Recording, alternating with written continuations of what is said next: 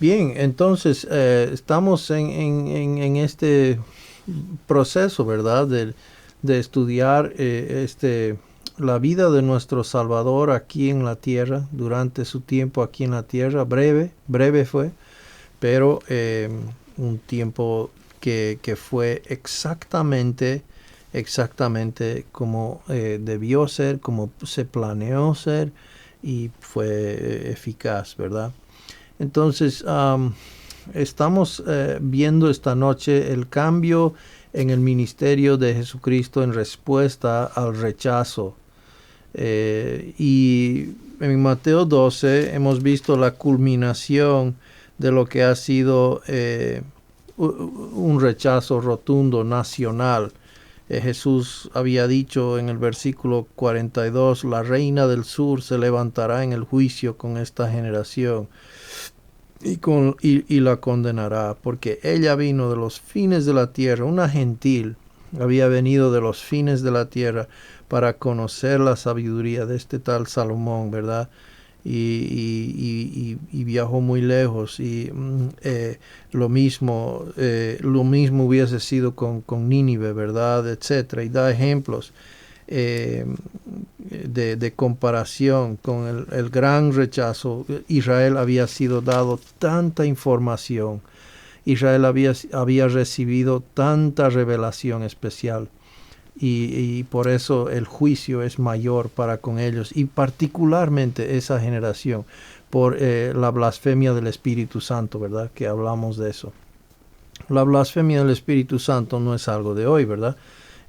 Podemos blasfemar, sí, pero la blasfemia del Espíritu Santo era específico a esa generación y es algo imperdonable que ellos dieron o reconocieron como si fuese las obras del Espíritu Santo como si fuese Belcebú, ¿verdad? Satanás. Entonces, una parábola.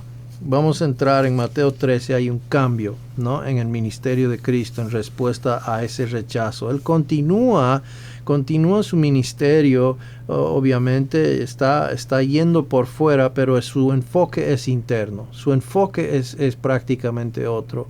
Ahora, para para el que quiere entender, para el que quiere comprender mejor, pues libre está de írselo al Señor Jesucristo y preguntarle, ¿verdad? Como hicieron los discípulos. Pero Jesucristo está hablando en parábolas y eso tenemos que entender. ¿Por qué el cambio? Y los discípulos le van a preguntar a continuación, ¿por qué? ¿Por qué estás haciendo esto? Entonces, una parábola es una historia tomada de la vida real, usada para ilustrar o iluminar una verdad. El término proviene del griego para, que significa al lado de, y balo, que significa lanzar, ¿no? Por lo tanto, una parábola es una historia ilustrativa lanzado al lado para dar luz sobre una lección que se enseña, ¿no? Entonces, Jesús enseñó en parábolas para animar a la gente a pensar. Jesús nunca dio una parábola sin contexto. Él diseñó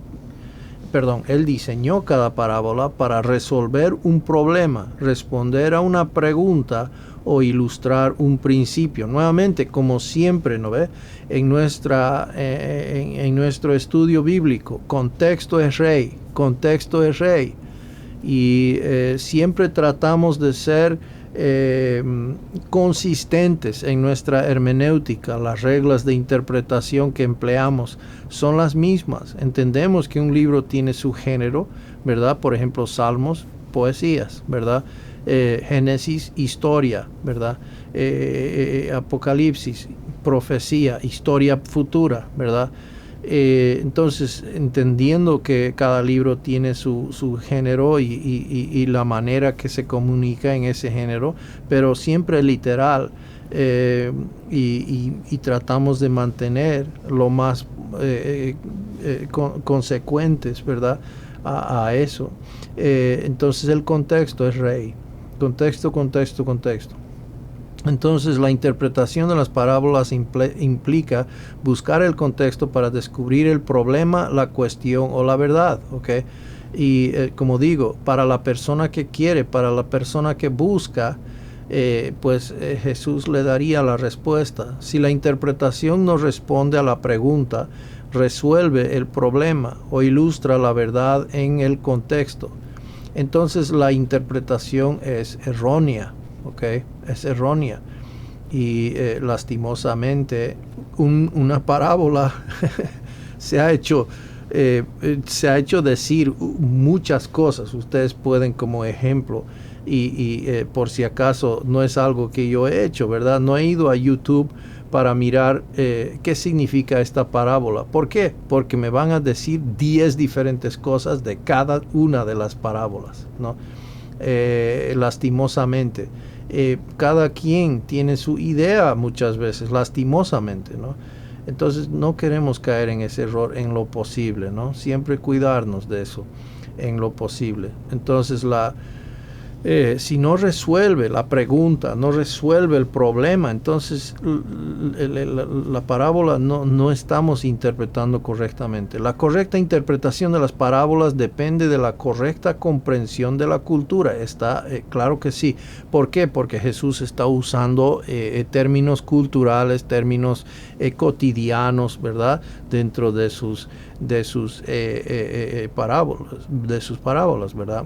Por ejemplo, el buen samaritano, ¿no? Hay que entender como mínimo la diferencia entre el judío y lo que era el desprecio con el samaritano, ¿no? Para entender que evidentemente inclusive el samaritano es el vecino de uno. Jesús esperó que los creyentes comprendieran el mensaje de cada parábola, tal como el mensaje oculto de los que le rechazaban. Entonces, nacionalmente los líderes están interrumpiendo, no están dejando que vaya para adelante el ministerio del Señor en sus enseñanzas con la gente, etcétera. Y entonces Cristo cambia a usar parábolas, otra técnica. La verdad literal que Jesús enseñó por medio de parábolas se puede entender solo a través de una interpretación literal, ¿ok? Y eso es importante. Eso es muy importante. Por ejemplo, vamos a ver el uso en las parábolas. Empieza: el reino de los cielos, ¿no? Dice, es así, ¿no? El reino de los cielos es semejante, dice en 13:24. Luego dice más adelante: el reino de los cielos es semejante. El reino de los cielos. Y pues muchos quieren espiritualizarlo, ¿verdad? Y es una cosa en el corazón de uno. El reino de los cielos es lo que ha nacido en uno y es lo que sucede cuando uno es creyente, qué sé yo. Pero eso no es en realidad lo que él está enseñando en el contexto, etcétera. El reino de los cielos es el reino de los cielos, es el reino terrenal futuro, el cual va a ser establecido para Israel en un tiempo futuro, aunque lo hayan rechazado, pero en un tiempo futuro sabemos que todo Israel será salvo, ¿verdad? Entonces, a pesar de que las parábolas contienen figuras retóricas como similes, y un símil, claro, sabemos de gramática, ¿verdad? Lo siento que tengamos que hablar de gramática. Yo odiaba la clase de gramática, los pluscuamperfectos y la señora Fátima era mi maestra. Ay, yo no sé quién odiaba más, yo a la señora Fátima o ella a mí, no sé. Era casi por igual, teníamos esa relación, nos entendíamos en ese sentido. Una semejanza declarada, ¿verdad? Un símil. Una metáfora es una semejanza implícita. Su verdad teológica depende de la verdad literal comunicada por las figuras retóricas, ¿verdad? Ok, vamos entonces a Mateo capítulo 13. Mateo capítulo 13 empieza por una parábola y no sé si vamos a tener lector en esta noche, pero Mateo capítulo 13 versículos 1 al 9 tiene que ver con la parábola del sembrador, ¿no? Y va así. Dice así, entonces, Mateo 13, 1 al 9. Aquel día salió Jesús de la casa y se sentó junto al mar. Ahora, es el mismo día que terminamos la anterior vez, ¿se acuerdan? Cuando está Jesús afuera, está hablando con la gente y le dicen, oye, tu madre y tus hermanos te buscan, ¿no? Y todo eso, ¿no? Entonces aquel mismo día salió Jesús de la casa y se sentó junto al mar y se le juntó mucha gente y entrando él en la barca se sentó y toda la gente estaba en la playa y les habló muchas cosas por parábolas diciendo, he aquí el sembrador salió a sembrar. Ahora, yo no sé de ustedes, pero a mí me encanta cuando me empiezan a hablar en términos cotidianos, pues, hablar de sembradores. Eso me llama la atención, la verdad, ¿no? Estaba sembrando, qué estaba haciendo, etcétera. Y mientras sembraba, parte de la semilla cayó junto al camino y vinieron las aves y la comieron. Wow, me lo imagino eso, ¿no? Eso es algo que fácilmente se imagina uno. Parte cayó en pedregales, donde no había mucha tierra y brotó pronto porque no tenía profundidad de tierra. Pero salió el sol y se quemó. Y porque no tenía raíz, se secó. Y parte cayó entre espinos y los espinos crecieron y la ahogaron. Pero parte cayó en buena tierra y dio fruto, cual a 100, cual a 60 y cual a 30 por uno. El que tiene oídos para oír, oiga. ¿Ya? Entonces, aquí, justo antes de que Jesús enseñara las 6 parábolas sobre el reino de los cielos, enseñó la parábola del sembrador, ¿no? Para ilustrar la importancia del escuchar con humildad el mensaje de Dios. Esa frase, el que tiene oídos para oír, oiga, muy importante. Entonces Jesús está por dar una enseñanza y esto va a ser, esta parábola va a ser clave interpretativo para las siguientes. Versículo 2, y se le juntó mucha gente y entrando él en la barca se sentó y toda la gente estaba en la playa. Esta parábola no da ninguna información nueva, ya que la respuesta al mensaje de Dios que se refleja en los diferentes terrenos es una constante en cada dispensación, la verdad para la gente de toda generación. Y esta parábola nos sirve de muchos principios podemos aprender aquí cuando nosotros, ¿ya? Y en realidad aquí el sembrador es el Señor Jesucristo, pero la palabra, ¿verdad? Nosotros sembramos la palabra, estamos regando la palabra, confiamos en la palabra, en el poder de la palabra. La fe viene por el oír y el oír la palabra de Dios, ¿verdad? Romanos 10:17, ¿no? Entonces, pero la respuesta a la palabra de Dios no siempre es la que uno desearía, ¿ya? Y eso tenemos que darnos cuenta. Para nosotros no es cambiar a la persona, para nosotros no es la responsabilidad de hacer que la gente se motive, ¿ok? Y eso es bueno acordarse, porque a veces uno se puede desanimar cuando no ve las respuestas que uno desearía ver. Y aquí vemos 4 diferentes terrenos, ¿verdad? Solo uno de los 4 lleva fruto, es decir, recibe la palabra, ¿verdad? Y pues la palabra tiene su efecto deseado en esa persona. ¿Por qué? Porque tiene oídos para oír. Y eso tiene su efecto y produce lo que solo la palabra puede producir. Versículo 3, ya que la semilla es el mensaje del reino, ¿no? Mateo 13:19, por ejemplo, podemos mirar, dice, cuando alguno oye la palabra del reino, ¿no? La palabra del reino, por eso es importante. El sembrador debe ser el mensajero, en este caso es Jesús, ¿no? Así como, o sea, él ahí mismo está siendo el sembrador, literalmente. los pájaros no permitieron que las semillas echaran raíces en el terreno. Nos imaginamos, ¿verdad? Aquello, unas semillas unas semillas caen en qué tipo de terreno sería eso. Me imagino un terreno duro, ¿verdad? Un terreno duro, y la semilla está ahí, y pues los pájaros vienen y fácilmente se lo recogen. Bueno, puede ser también dentro de la tierra, pero generalmente la tierra fértil pues va rápidamente, la semilla va ser enterrado, y va a germinar. Versículo 5 a 6. Vemos que la semilla germinó la vida, pero como no fue capaz de echar raíces firmes, el calor la secó. Entonces hubo vida, pero como no echó raíces, ¿no? Otra vez, la tierra no estaba regada, etcétera, se secó, ¿no? Y no echó raíces, entonces no hubo resultados. Versículo 7, la semilla germinó la vida, pero los espinos o la cizaña o maleza la ahogaron, ¿no? Ahora, después el Señor, o sea, si ustedes están curiosos o uno dice, wow, pero ¿qué significa todo esto, verdad?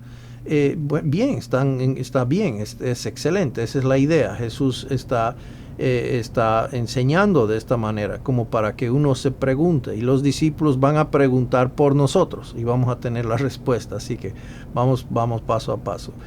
La semilla germinó la vida, creció y produjo fruto. El versículo 8.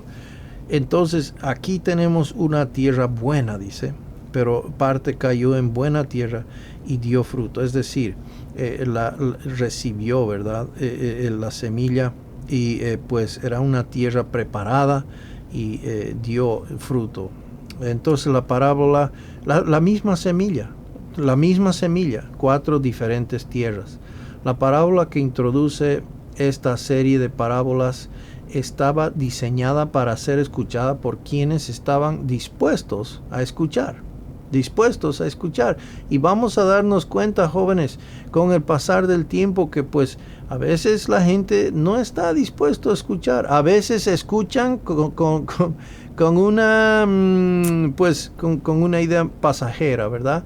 A veces con seriedad, y lo van a, como digo, van a meditar sobre ella y dejar que la palabra de Dios tenga poder en su vida. Y eso obviamente es lo que deseamos para todos, ¿no? La razón de Jesús por las parábolas, y esto vamos a ver en 10 al 17, y por cuestión de tiempo no estoy leyendo todas las otras referencias, ¿verdad? Pero creo que lo que estamos buscando hacer en este estudio es darles la semilla, darles la clave interpretativa para que ya ustedes puedan escarbar y estudiar. Eso va a ser de mucho mayor provecho en su vida.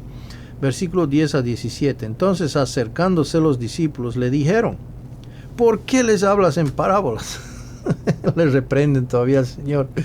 ¿Por qué no te van a entender? ¿Por qué? Y claro, son ellos los que no entienden también. Él respondiendo les dijo, porque a vosotros os es dado saber los misterios del reino de los cielos. Claro, ellos ya habían escuchado esto, mas a ellos no les es dado, porque a cualquiera que tiene se le dará y tendrá más, pero al que no tiene, aún lo que tiene le será quitado. Por eso les hablo por parábolas, porque viendo no ven y oyendo no oyen ni entienden. De manera que se cumple en ellos la profecía de Isaías que dijo. Ahora, 2 veces, 2 diferentes referencias Jesús va a citar para que se está cumpliendo a través de esto. Dice en Isaías, de oído oiréis y no entenderéis, y viendo veréis y no percibiréis. Porque el corazón, ahí está el meollo del asunto, la tierra, el corazón de este pueblo se ha engrosado y con los oídos oyen pesadamente, y han cerrado sus ojos para que no vean con los ojos y oigan con los oídos y con el corazón entiendan y se conviertan y yo los sane. obviamente hablando espiritualmente. Pero bienaventurados vuestros ojos porque ven, y vuestros oídos porque oyen. Porque de cierto os digo, a los discípulos, ¿verdad? De cierto os digo que muchos profetas y justos desearon ver lo que veis y no lo vieron, y oír lo que oís y no lo oyeron. Juan habla de Abraham, ¿verdad? Deseó, él vio su día, pero no lo vio por fe, pero no lo vio de la manera que los discípulos están viendo. Oíd pues vosotros la parábola del sembrador. Cuando alguno oye la palabra del reino y no la entiende, viene el malo y arrebata lo que fue sembrado en su corazón. Este es el que fue sembrado junto al camino. Entonces vamos por pasos. Me adelanté un poco ahí, pero vamos a ver la razón aquí. Lucas 8:9, la pregunta de los discípulos indicó que Jesús estaba enseñando algo diferente, ¿verdad? Esto es un cambio aquí. Este cambio en el ministerio del Señor. ¿Qué pasó? Ok, ¿están ahí? Ok, qué bien. Este cambio en el ministerio del Señor fue conectado al rechazo nacional de Israel de él como Mesías, ¿no? Y como digo, eso lo vimos la anterior vez con el hermano Yair, mostrando el momento climático de cómo Israel, pues nacionalmente, ¿verdad? Como nación rechazaron a su rey, a su Mesías prometido, al profeta que debían escuchar según Deuteronomio. Versículo 24, más los fariseos al oírlo decían, este no echa fuera los demonios, sino por Belcebú, príncipe de los demonios, ¿no? Imagínense qué fatalidad esta arrogancia de tomar lo que Dios está haciendo y darle y decir que es Satanás, ¿no? Y sabiendo, ¿no? Conociendo ellos. Entonces, versículo 11, Jesús usó las parábolas para proporcionar la comprensión de los aspectos no revelados del reino a aquellos que no lo estaban rechazando, y a la vez para ocultar los misterios del reino a los que lo habían rechazado. Ahora, esto, o sea, pónganse a mirar esto estamos viendo en varios niveles, ¿verdad? Jesús está operando con todos. Él está operando con los que le están rechazando. Está manejándose de una manera apropiada con ellos. Está manejándose con los interesados, que tal vez tienen un poco de interés, pero todavía no tienen la comprensión. Está también manejándose para con ellos. Pero también está operando para con los discípulos. Y está operando, entonces, increíble cómo Dios opera, ¿no? Al nivel de donde uno está, de donde uno se encuentra, por medio de estas parábolas. Y claro que lo mismo lo hace hoy día, ¿no? Cada uno de nosotros aquí presentes en esta reunión esta noche tenemos niveles, tenemos necesidades, tenemos un caminar con el Señor, y Dios nos habla independientemente, ¿no? Y nos anima y nos enseña según dónde estamos. La palabra en ese sentido es viva y eficaz, ¿verdad? Discierne, etc. El mal, las áreas en nuestra forma de pensar que están equivocadas y nos enderezan. Y ellos, como nación, necesitaban enderezar su manera de pensar sobre el reino de los cielos. Versículo 12, Dios les había dado mucho a Israel, muchísimo más que cualquier otra nación. Pero Israel no había manejado responsablemente la verdad. Por eso, mayor juicio a Israel, en especial esa generación. Jesús citó a Isaías para enfatizar el rechazo de las personas al escuchar el mensaje de Dios, Entonces Jesús dijo que la disposición de los discípulos de ver y escuchar los colocó en una posición de bendición. Claro que sí. Claro que sí. Y nosotros al escuchar la palabra, cada vez que escuchamos la palabra, ¿no es cierto?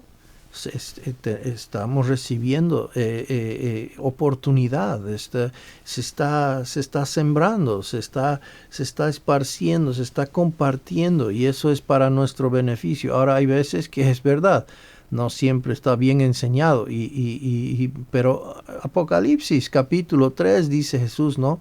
Aún en ese estado, dice, si cualquiera abriera la puerta y me dejara entrar, yo cenaré con él. O sea, el Señor, aún así, en esa situación donde tal vez la iglesia en general no está como debe, personalmente el Señor puede tener comunión con nosotros si tenemos oídos para oír, ¿verdad? Lo que el Espíritu dice a las iglesias, ¿no? Y eso es igual hoy. Entonces, Jesús dijo que la disposición de los discípulos de ver y escuchar los colocó en una posición de bendición. Que tengamos pues esa apertura, ¿no? De escuchar al Señor directamente lo que Él tiene que decirnos y no perder la importancia de ello. La parábola del sembrador explicada. Entonces, bien importante que se haya explicado, pues si no, hubiésemos quedado tal vez un poco confundidos, ¿no? Y podríamos interpretar de diferentes maneras, pero Jesús les va a explicar a los discípulos. Vamos desde el 18 al 23 del mismo Mateo 13. 18 al 23 dice, oíd pues vosotros la parábola del sembrador. Cuando alguno oye la palabra del reino y no la entiende, viene el malo y arrebata lo que fue sembrado en su corazón. Esto es lo que fue sembrado junto al camino. Y el que fue sembrado en pedregales, este es el que oye la palabra y al momento la recibe con gozo, pero no tiene raíz en sí, sino que es de corta duración, pues al venir la aflicción o la persecución por causa de la palabra, luego tropieza. El que fue sembrado entre espinos, este es el que oye la palabra, pero el afán de este siglo y el engaño de las riquezas ahogan la palabra y se hace infructuosa. Mas el que fue sembrado en buena tierra, este es el que oye y entiende la palabra y da fruto, y produce a 160 y 30 por uno. Es evidente que lo deseado, lo que se distingue aquí es el cuarto, ¿verdad? Obviamente, lógicamente, ¿verdad? Pero no quiere decir, que solamente hay uno que es salvo, como algunos interpretan, ¿ya? Especialmente los calvinistas quieren decir, estos no eran verdaderos creyentes, pues no persistieron hasta el final. Y eso no lo enseña la palabra, Claramente la Biblia dice, germinaron, hubo vida, respondieron, creyeron, ¿no? Pero eso no es el propósito de la parábola, Eso no es el propósito y no es la interpretación que debemos dar. Aquí, aunque sí se puede dar como aplicación extra, ¿no? Pero lo importante es entenderlo en el contexto del reino.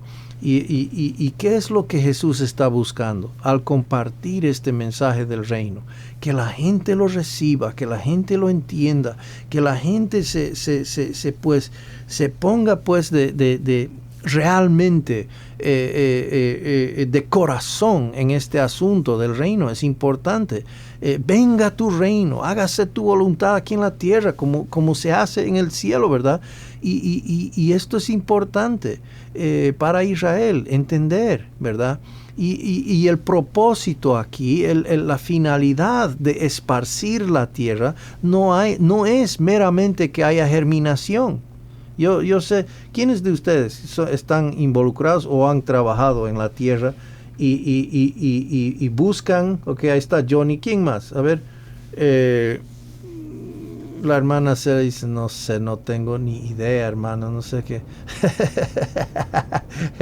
No, está bien, hermano, está bien. Pero algunos de ustedes entienden, ¿verdad? Lo que es agarrar el arado o agarrar un tractor y trabajar y meterle. ¿Y cuál es la intención de sembrar? ¿Que haya germinación? No, pues, que haya fruto. Esa es la idea, ¿no? Entonces, no es que sea malo que haya germinación, excelente, hay vida, Pero la idea es que haya fruto y el sembrador quiere que haya fruto. Lo mismo con el viñador, Juan 15. ¿ok? Si uno está dando fruto, ¿qué hace el viñador? Viene y le limpia. ¿Por qué? Porque desea que el fruto sea grande, jugoso, deleitoso, etc. Lo mismo un viñador, ¿no? Entonces, eso tenemos que entender aquí un poco. No se está hablando de que pues 3 de ellos se perdieron y uno se salvó, ¿no? Porque pues dio fruto, ¿no? Y eso es falso. No vayan por esa interpretación. Ni siquiera es la interpretación que hay 3 creyentes y uno incrédulo, aunque diría que eso es cierto, pero no es la interpretación que se está dando. La interpretación correcta sería que el sembrador está sembrando su palabra para que haya fruto, y el propósito es ese, ¿no? De todo sembrador. Yo creo que estoy de acuerdo con Johnny, ¿no? Johnny, me das la razón.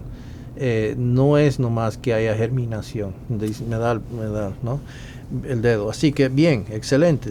Ya entiendo un poco más de lo que es aunque nunca he agarrado el arado, pero sí entiendo esa parte básicamente.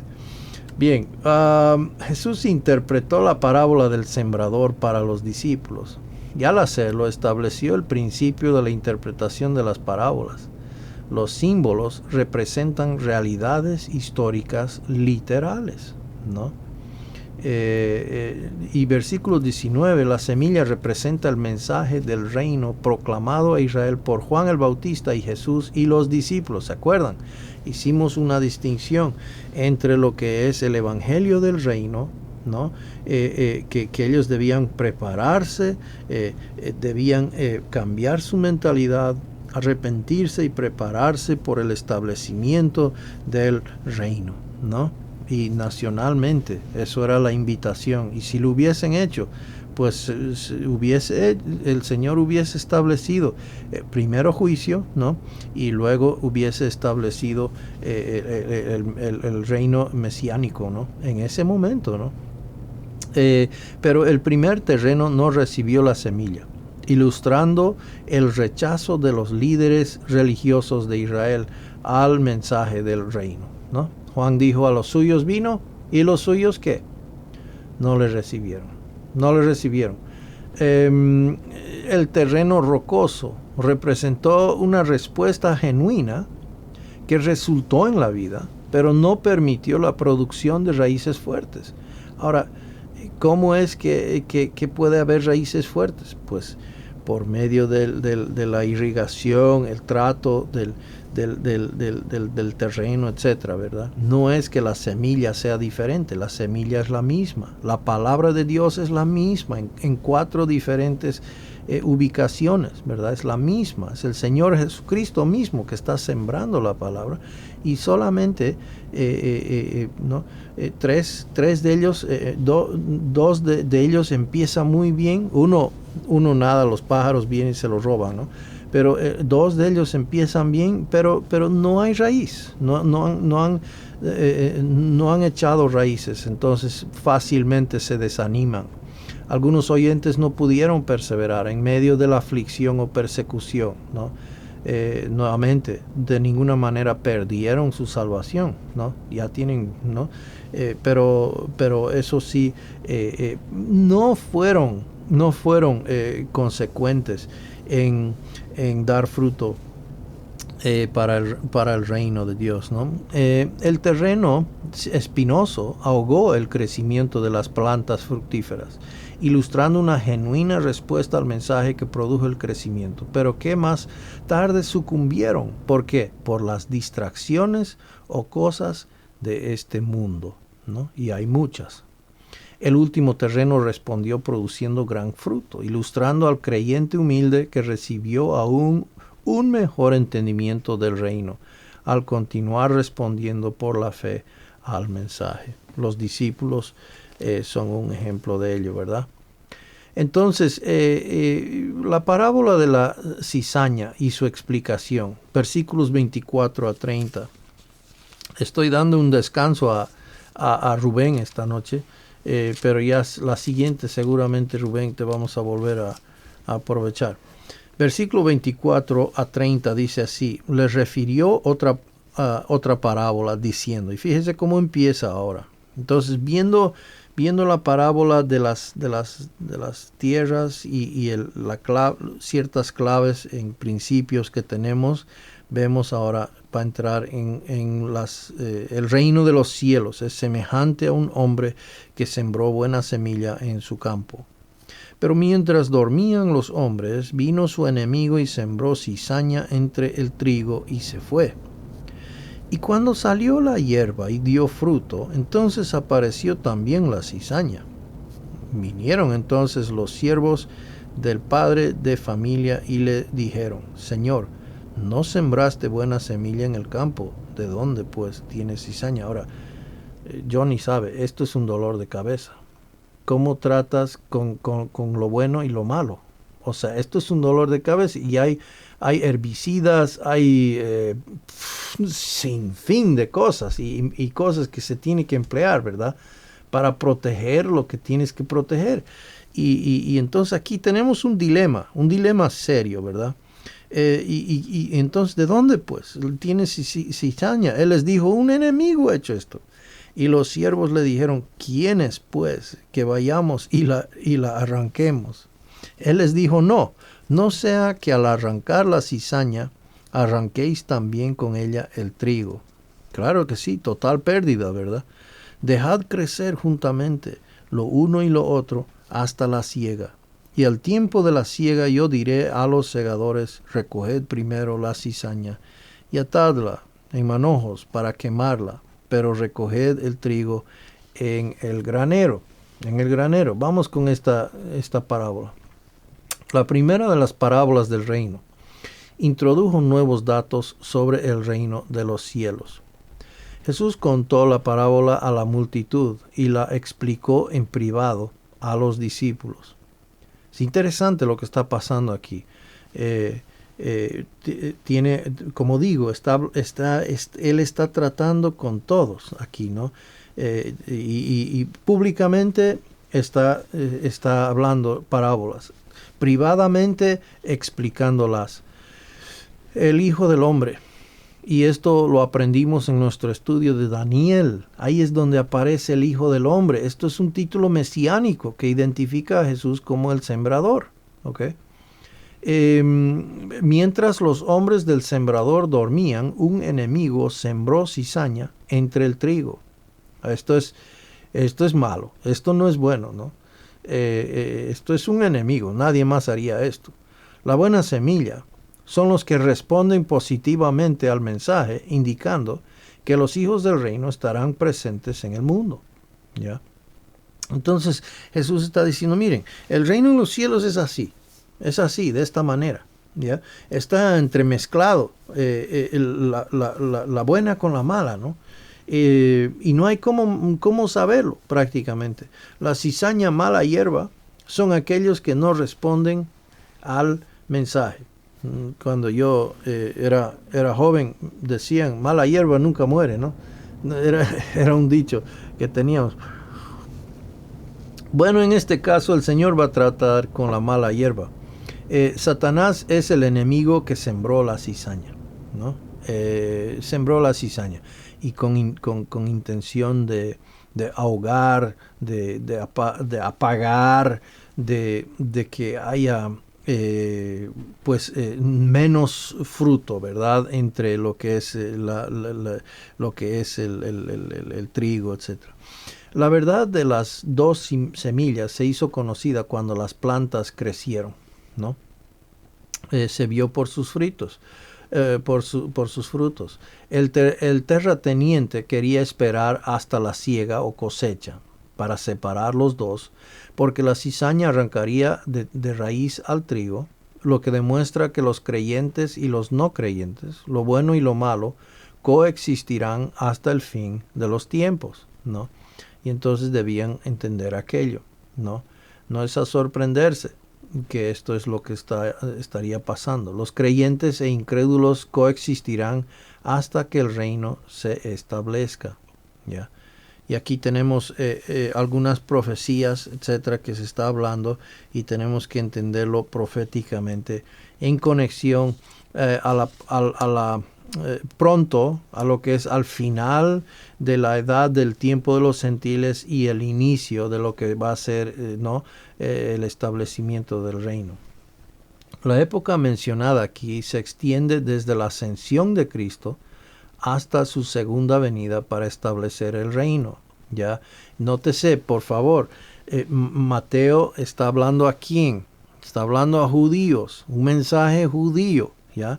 Es antiguo testamentario en sí, profecías que se han dicho acerca de Israel en un tiempo futuro. Entonces, tenemos según Daniel el tiempo de los gentiles, ¿ok? Eso es el tiempo para mirar las 70 semanas son establecidas para Israel. ¿Para qué? Para prepararlos, para que haya todo lo que es necesario para que luego todo Israel sea salvo y entrase pues al reino, ¿verdad? Eso es lo que vemos, Daniel capítulo 9, 24 a 27, ¿no? Entonces, estamos hablando no en referencia a la iglesia. La iglesia era un misterio en el Antiguo Testamento. Entonces saquen la iglesia momentáneamente ese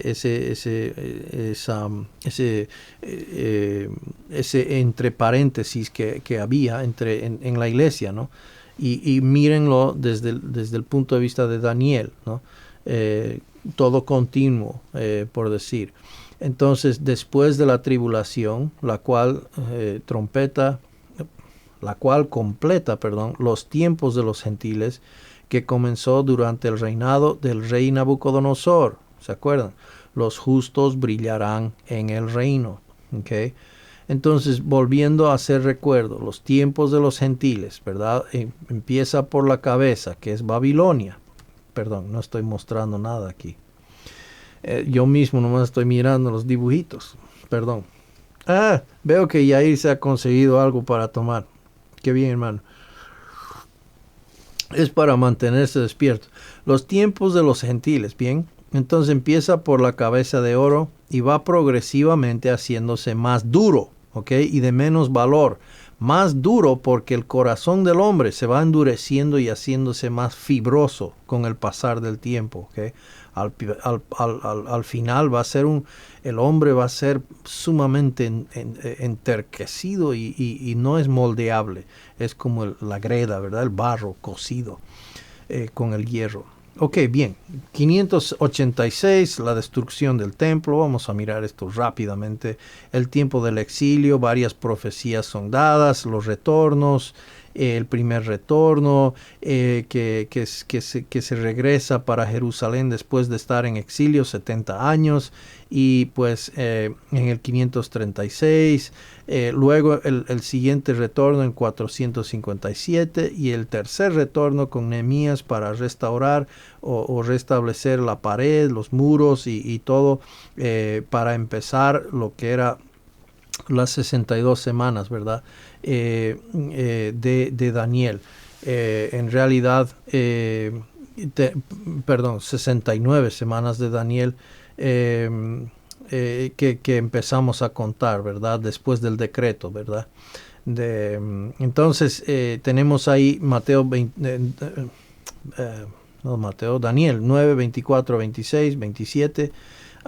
Tenemos los años de silencio, los 400 años de silencio, que empiezan en el 330 más o menos al 63. Tenemos Roma, lo que entra, ¿verdad? El Imperio Romano. Y esa es la cuarta bestia que vio, o las piernas, ¿verdad? De lo que Nabucodonosor vio en su estatua, ¿verdad? Entonces tenemos la primera venida de Cristo, se quitará la vida del Mesías, Daniel 9:26, y quedará sin nada. Empieza pues por ende una paréntesis. Esto no era anunciado antemano, esto es una paréntesis, la edad de la iglesia. Ya que Israel rechazó, entonces Dios va a usar la iglesia, ¿ok? Jesucristo va a ser un nuevo hombre, dice, mezclando Israel, los judíos, también con gentiles, ¿verdad? Algo totalmente novedoso, nuevo, diferente. Va a buscar su novia de entre los gentiles, irónicamente. Entonces, por el rechazo de Israel, ¿no?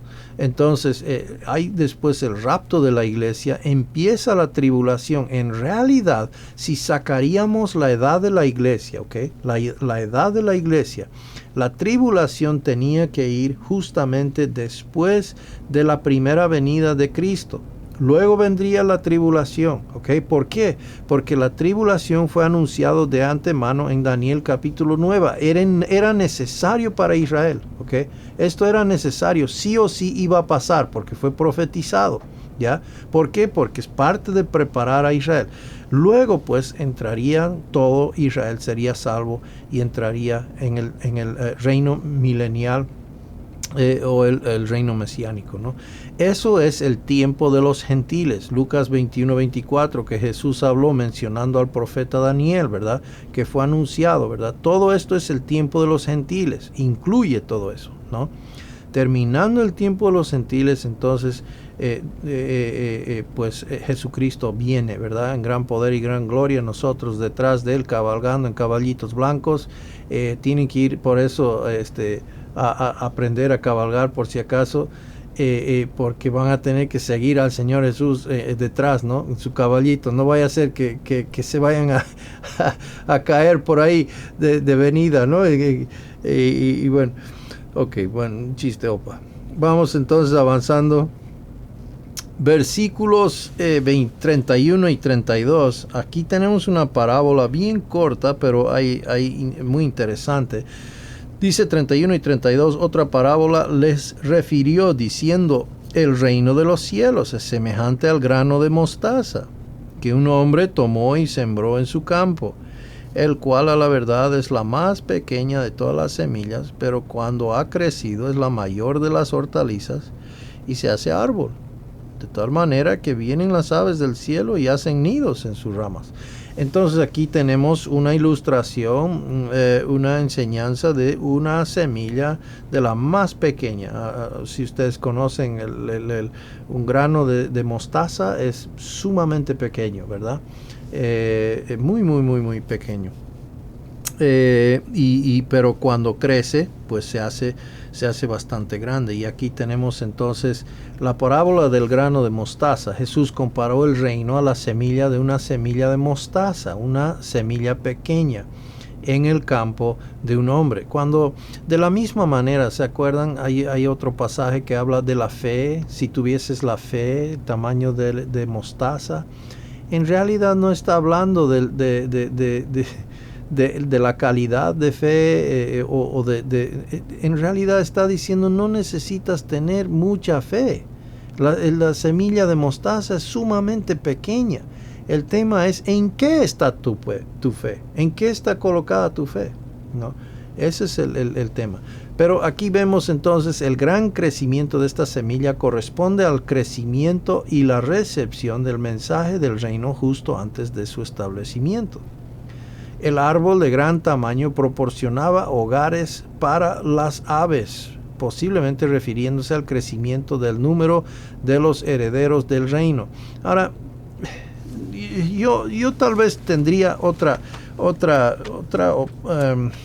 opinión aquí, si puedo, porque en Daniel capítulo 4, y cuando está hablando del imperio de Nabucodonosor, el imperio de Nabucodonosor era un imperio relativamente bueno, en el sentido, no bueno en el sentido justicia delante de Dios, obviamente, pero delante de los imperios de los humanos, ¿ok? Es el de cabeza de oro, ¿ok? Es la edad de oro, es el tiempo más moldeable, etcétera, valioso, etcétera, ¿no? Lo más rescatable, vamos a decir así. Pero cuando habla de su imperio, de Nabucodonosor, habla de un árbol. Y que bajo este imperio hay protección, y es algo positivo. Versículo Daniel 4:11, crecía este árbol y se hacía fuerte, y su copa llegaba hasta el cielo, y se le alcanzaba a ver desde todos los confines de la tierra. Su follaje era hermoso y su fruto abundante, y había en él alimento para todos. Debajo de él se ponían a la sombra las bestias del campo, y en sus ramas hacían morada las aves del cielo, y se mantenía de él toda carne. Es decir, habla de que las personas bajo ese imperio tendrán cobertura, protección, etcétera, ¿no? Pues lo mismo y mucho mayor amplitud cuando pues Jesucristo tenga su reino establecido aquí en la tierra, ¿no? Entonces, ahora vamos a la parábola de la levadura, Mateo 13, 33 a 35. Otra parábola les dijo: el reino de los cielos es semejante a la levadura que tomó una mujer y escondió en 3 medidas de harina hasta que todo fue leudado. Todo esto habló Jesús por parábolas a la gente, y sin parábolas no les hablaba, para que se cumpliese, nuevamente citando lo que habló el profeta cuando dijo: abriré en parábolas mi boca, declararé cosas escondidas desde la fundación del mundo. Bien, tremendo. Entonces, la parábola de la levadura. Otra ilustración: la levadura posee una matiz maligna en la escritura, siempre lleva, ¿no?, negativo, representando la mala enseñanza, representando el pecado, etcétera, pero siempre en un sentido negativo. El ocultar la levadura implicaba una mala intención que caracterizaba la era antes del establecimiento del reino, que serían los tiempos de los gentiles, claro. Y eso es específicamente y más propiamente lo vemos en Apocalipsis 6 a 19, la tribulación, ¿verdad? La última semana de Daniel. Versículo 34, a través de estas parábolas Jesús describió al mundo hasta que el mal se complete al final de los tiempos de los gentiles y el reino se establezca. Bien. Entonces, con su audiencia judía en mente, Mateo señaló la conexión profética a las parábolas de Jesús. Y eso es importante entender. Mateo, el propósito de su evangelio, ¿no?, está señalando la conexión profética a las parábolas de Jesús. Más adelante, Mateo 24 y 25, etcétera. Vamos a ver que todo va conectado. La parábola del tesoro escondido y de la perla de gran precio, ¿ya? Versículos 44 a 46. Dice así: además, el reino de los cielos. Fíjese la importancia nuevamente de esa frase. El reino de los cielos es semejante a un tesoro escondido en un campo, el cual un hombre halla y lo esconde de nuevo, y gozoso por ella va y vende todo lo que tiene y compra aquel campo. Bien. Luego dice el precio de gran perla, la perla de gran precio. También el reino de los cielos es semejante a un mercader que busca buenas perlas, que habiendo hallado una perla preciosa, fue y vendió todo lo que tenía y la compró, ¿no? Y la compró. Entonces, el tesoro era el reino, ¿ok? Esa es la clave interpretativa aquí. El tesoro era el reino, escondido de Israel por el momento. El hombre que dio todo por el reino habló del precio de compra que hizo posible el reino, el sacrificio del Mesías, ¿verdad? El sacrificio del Mesías. Entonces, el aspecto no revelado de esta parábola es el hecho de que el reino está oculto a plena vista hasta que algún día se establezca. Entonces, ¿cómo debían ellos entonces verlo? Pues algo de gran valor y abrazarlo por la fe, ¿verdad? La parábola de la perla reforzó las mismas verdades que la parábola del tesoro escondido. ¿no? Entonces, simplemente de otra forma. Ahora vamos a otra parábola, la parábola de la red. Y esto es en versículos 47 a 51, si no me equivoco. Y dice así: asimismo el reino de los cielos es semejante a una red que, echada en el mar, recoge de toda clase de peces. Y una vez llena, la sacan a la orilla, y sentados, recogen lo bueno en cestas y lo malo echan fuera. Así será al final del siglo. Ahora, el final del siglo aquí obviamente no está hablando del final de la iglesia. Como digo, eso no es a quién está hablando Jesús aquí. Está hablando del final del siglo, tiempo de los gentiles, nuevamente, ¿ya? Referencia a judíos. Ya saldrán los ángeles y apartarán los malos entre los justos. Mateo 24. Uno se quedará y el otro ¿qué? Y el otro es llevado. ¿Quién se lo lleva? Los ángeles. ¿A dónde se lo llevan? Pues son echados, ¿ok? No es el rapto, Mateo 24. No está hablando de que uno es llevado al cielo, ¿ya? No quieres, en ese contexto, no quieres ser llevado, quieres quedarte. ¿Para qué? Para entrar al reino, ¿ok? Ese es el final del siglo. Mateo, es importante entender aquello. Bien, entonces, vamos aquí, dice, así será el fin del siglo. Saldrán los ángeles, apartarán a los malos de entre los justos y los echarán en el horno de fuego. Ahí está, los que los ángeles recogen, ¿verdad? Y allí será el lloro y el crujir de dientes. Jesús les dijo: ¿habéis entendido todas estas cosas? Ellos respondieron: sí, Señor. No hay donde perderse. Ok, bueno, chiste otra vez. Están males mis chistes esta noche, están de mal en peor. Van a disculpar, jóvenes. Tengo que dejar esa mala, mis $20 y mis chistes de bien. Tengo que ir a comprarme un libro necesito de chistes o algo así. Esta parábola es la última de una serie de parábolas que usa la fórmula de comparación. El reino de los cielos es semejante, ¿ok? Entonces, la captura de peces incluyó tanto a peces buenos como a peces malos, del trigo y la cizaña, ¿verdad? Con los peces malos echados fuera, ¿ya? Entonces, el fin del siglo, ¿ya? Fin del siglo, importante entender esto, se refirió al final de los tiempos de los gentiles, que se completará al final de la tribulación. Nuevamente, pónganse en la mente de un judío. ¿Qué está pensando un judío? Fin del siglo, ¿ya? Está pensando, pues, en referencia a lo que habló Daniel, etcétera, ¿verdad? Ezequiel, Zacarías. Entonces, semana 70 de Daniel, cuando este juicio de separación ocurrirá, ¿ya? Entonces, un bosquejo de los últimos tiempos. Tenemos los judíos, ¿verdad? El Mesías muere y asciende al Padre, desciende el Espíritu Santo, y con el descenso del Espíritu Santo empieza lo que es la edad actual de la iglesia. Y eso continúa el día de hoy hasta un número que no sabemos.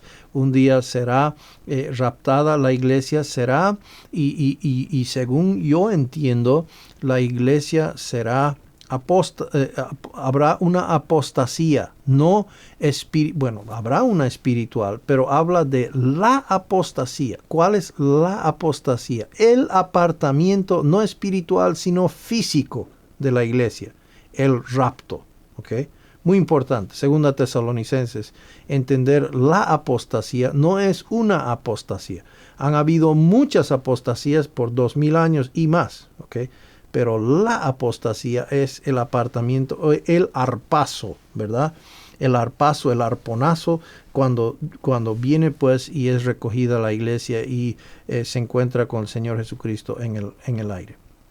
Empieza, no sabemos cuándo, puede ser inmediatamente después o después de un intervalo de tiempo, los 7 años de tribulación. Al punto medio, Anticristo se pone como algo a ser adorado, la marca de la bestia, etcétera, tal vez en duplicación o en copia de lo que ha sido el sellado de los 144,000. Terminando los 7 años de tribulación, el Señor Jesucristo viene y los que saben cabalgar justo detrás de Él, los otros van a estar quedándose atrás. Y bueno, ahí entonces empieza el milenio, ¿verdad? El milenio lo que es en realidad el reino mesiánico, ¿ok? Es eterno, no es solamente 1000 años, ¿ya? El reino milenial en la tierra es 1000 años, sí. Luego Satanás es soltado al final, hay una guerra final, Gog y Magog, la segunda, y son lanzados en el lago de fuego aquellos que los ángeles recogen, ¿ok? Los peces malos, ¿ok? Eso es importante. Esto es el trono blanco es al final aquí donde serán echados ellos, juzgados primero, porque Dios es justo. A cada uno de ellos les dará su momento en el tribunal, ¿no? No el tribunal de Cristo para recompensas, sino el gran trono blanco para justificarse delante de un Dios perfecto y 3 veces santo. Entonces la conclusión de la sección de las parábolas del reino, ¿ok? Y nuevamente, como digo, estamos volando por esto, pero es para dar principios interpretativos para que ustedes ya puedan tener unas herramientas para hacer su propio estudio y van a sacar mayor valor, ¿ok? De aquello. Sabe que el gozo, la dulzura de la palabra, ¿sabe dónde está? Está en el descubrimiento de ella, ¿ok? Muy importante. Si quiere deleitarse la palabra, está en el descubrimiento. Claro que cada uno necesitamos quien nos explique, ¿verdad? Ciertamente. Eso, y Dios ha dado esas personas con ciertos dones para hacerlo. Bien. La conclusión de la sección de las parábolas del reino. Y estos son versículos 51 a 53. Voy a dar lectura, sí, Mateo 13, 51 a 53. 51 a 53. Jesús les dijo, ¿habéis entendido todas estas cosas? Ellos respondieron, sí, Señor. Él les dijo, por eso todo escriba docto en el reino de los cielos es semejante a un padre de familia que saca de su tesoro cosas nuevas y cosas viejas. Aconteció que cuando terminó Jesús estas parábolas, se fue de allí. Bien, entonces tenemos aquí la comprensión de las parábolas por parte de los discípulos mostró una apropiada respuesta al mensaje del reino. Jesús rechazó a los líderes religiosos, indicando que ahora los discípulos serían los responsables de enseñar la información del reino, ¿ya? Y entonces eso es lo que él está haciendo aquí con sus discípulos. La partida de Jesús llegó al final de un largo día lleno de acontecimientos, resultando así en una noche interesante, como vamos a ver. Entonces Jesús calma la tempestad, la famosa calmada del mar aquí, donde los pescadores, hombres del mar, ¿ok?, temen. Okay. Ahora, yo les voy a decir una cosa, tuve el privilegio de vivir entre una gente que es pescadora y yo les voy a decir, nunca he visto tanta fe como estos hombres, no saben ni nadar, okay, y están pescando, la mitad de su vida la pasan en el mar, algunos de ellos se van por 2 semanas a la vez, antes de volver a la tierra, okay, a la tierra, imagínense, no ven tierra, por 2 semanas están pescando ahí como no. No, locura. Y un día yo salí a pescar langosta, ¿verdad? Un día duré. Y la verdad es que, claro, la langosta es diferente. Uno sale temprano en la mañana, de noche, y regresa de nochecito. Pero yo veía las olas que estaban mirándome allá arriba. O sea, allá arriba estaban. Y yo decía, ¿cómo vamos a sobrevivir esto, no? Increíble, y ellos no están como que ay, ya viene, no, ellos ya han aprendido que si están agarrados de de lo que es el cesto que lo atrapa, ¿no? Que lo agarra la langosta donde entran, ¿no? Detrás de la carnada, ahí adentro, entran y ya no pueden salir. Pero pesan nomás sus 30, 40 kilos, estas cestas, ¿no? Entonces, mientras ellos están sosteniendo eso, la ola no les bota, no les echa afuera. Entonces, ellos siguen trabajando como si nada pasara. Oiga, yo de apenas agarraba el bote y me quedaba ahí. O sea, era lo único que yo podía hacer era agarrarme para no caerme fuera de borda. Impresionante. Pero entonces ellos trabajan en eso, ¿verdad? Y miren, estos pescadores en esta ocasión, esta tempestad les tenía con miedo. O sea, esto no era cualquiera, ya cualquier, como pintan muchos dibujos, ¿no? Por ahí. No eran unas olitas que entraban un poco ahí, ¿no? Y esto era fuerte, ellos estaban realmente nerviosos, pensaron que iban a capsar, ¿no? Entonces, perdón, me adelanté.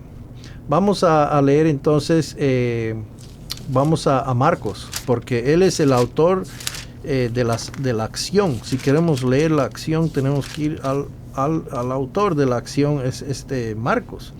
Marcos 4:35 a 41.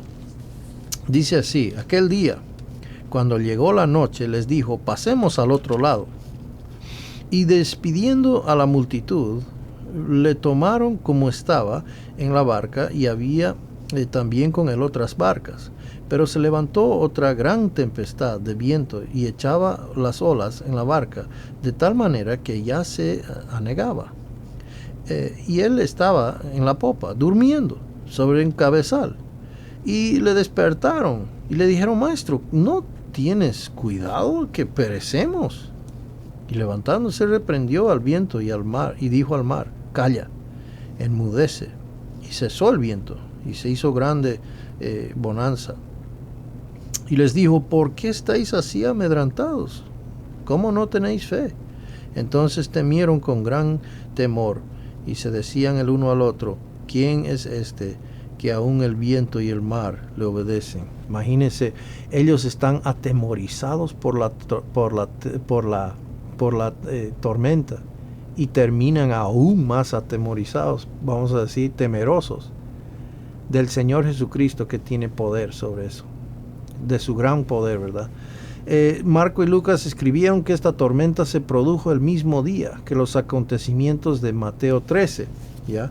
Pero Mateo los colocó fuera del orden cronológico típico de Mateo, poniéndolos después de la curación de la suegra de Pedro. Y claro, eso tiene que ver con su propósito al escribir, ¿verdad?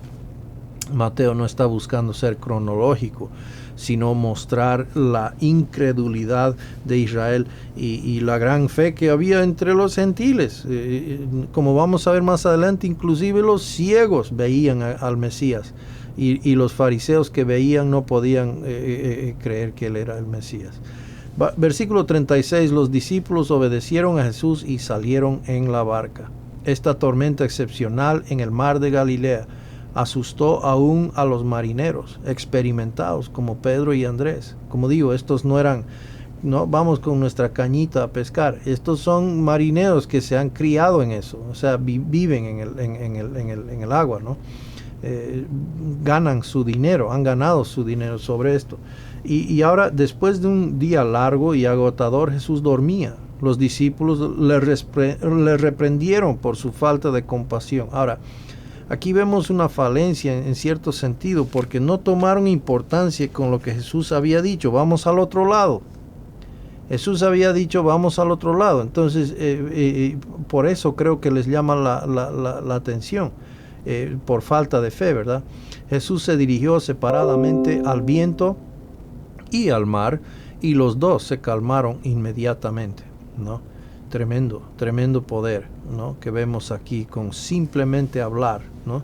Así como Jesucristo, cuando habló, creó todo el universo, ¿verdad? En 6 días, uno por uno, lo hizo ordenadamente. Aquí vemos que con su simplemente cállese, ¿no? El viento y el mar separadamente cesaron su violencia. Versículo 40, después de reprender a la tempestad, Jesús reprendió a los discípulos por su temor y falta de fe. ¿Por qué? Porque Jesús les había dicho, pasemos al otro lado, significando que llegarían al otro lado, ¿no? Los discípulos se llenaron de admiración y respeto por la identidad y el poder de la persona que podía mandar a su voluntad al viento y las aguas, echar fuera demonios, sanar enfermedades y hablar misterios por medio de las parábolas. Creo que si tuviésemos una mínima visión de lo que vio, por ejemplo, Daniel, de lo que vio Juan, de lo que vieron Ezequiel y su reacción, ¿verdad? Literalmente se pusieron físicamente enfermos con lo que vieron. O sea, eso es, nuestro cuerpo físico no tolera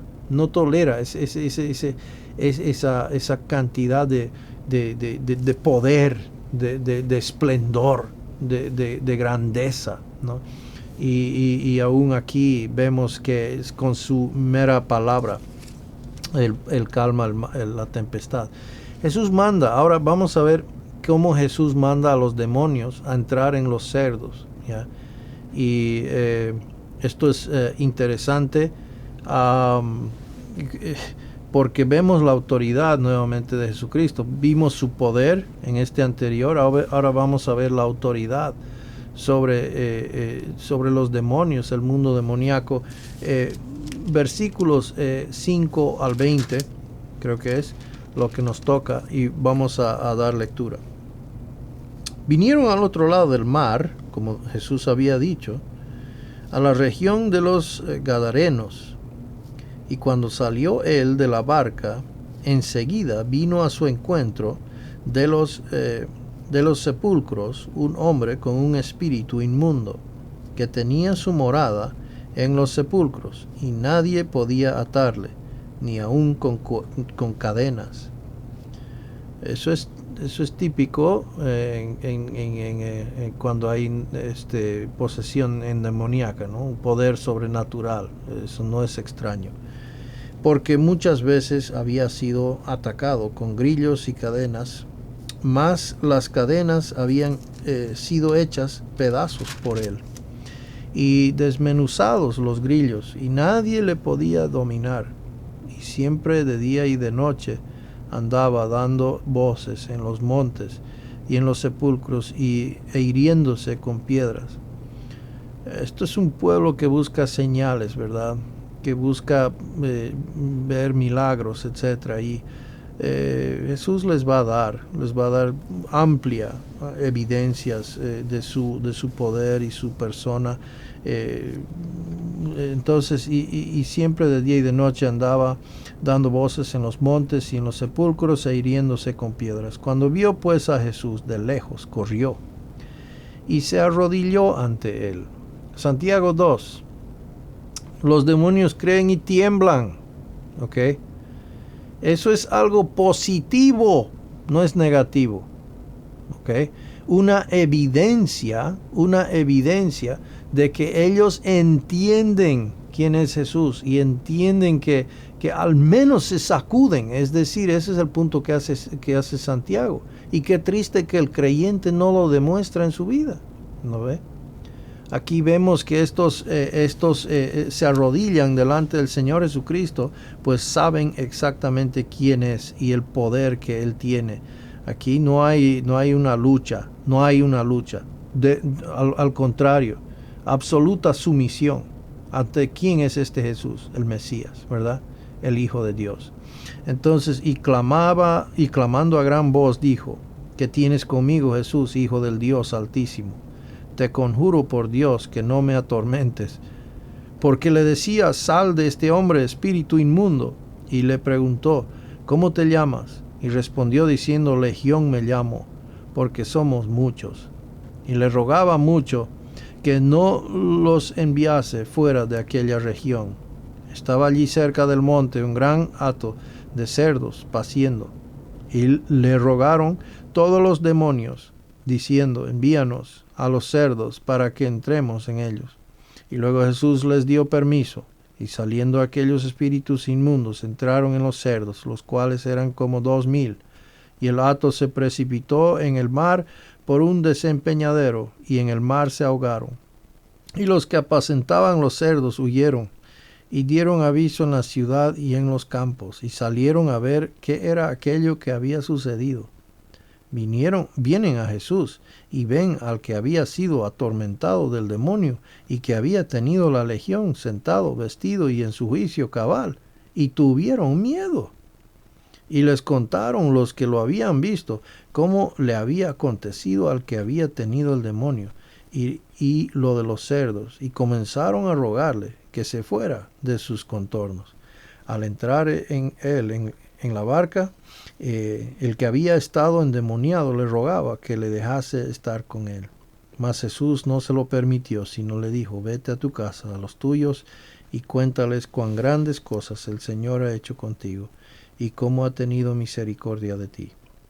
Y se fue, y comenzó a publicar en Decápolis grandes cosas había hecho Jesús con él, y todos se maravillaban.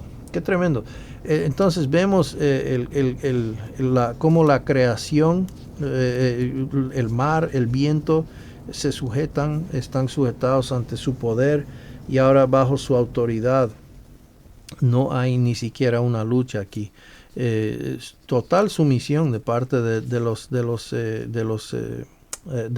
demonios. Y eso nos da a entender, toda rodilla doblará. Toda rodilla doblará y todos declararán que Jesús es el Señor.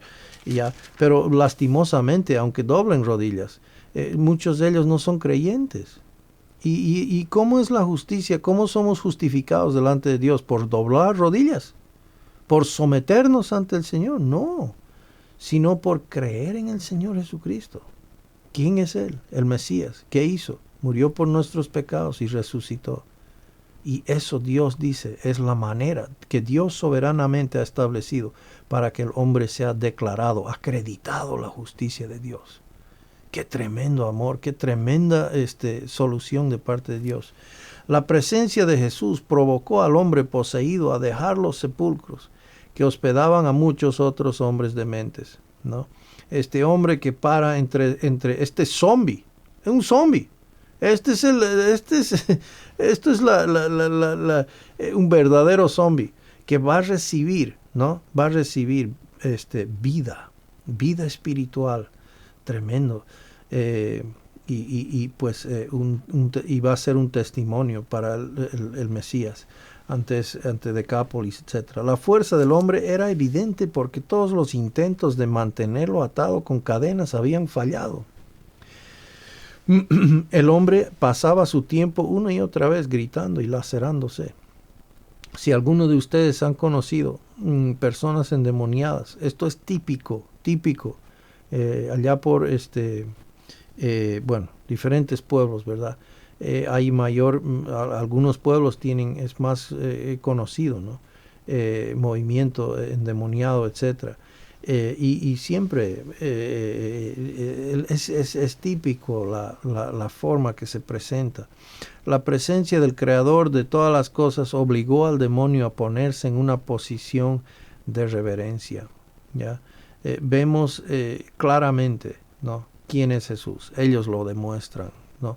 El demonio que moraba dentro del hombre inmediatamente mostró conocimiento de la persona delante de él e hizo referencia al destino final que le esperaba. Ellos saben, pero les ruegan pues que no sea ese momento ahora. Jesús no tenía necesidad de usar una fórmula, sino que simplemente ordenó al demonio que dejara al hombre, ¿no? Simplemente ese poder tiene.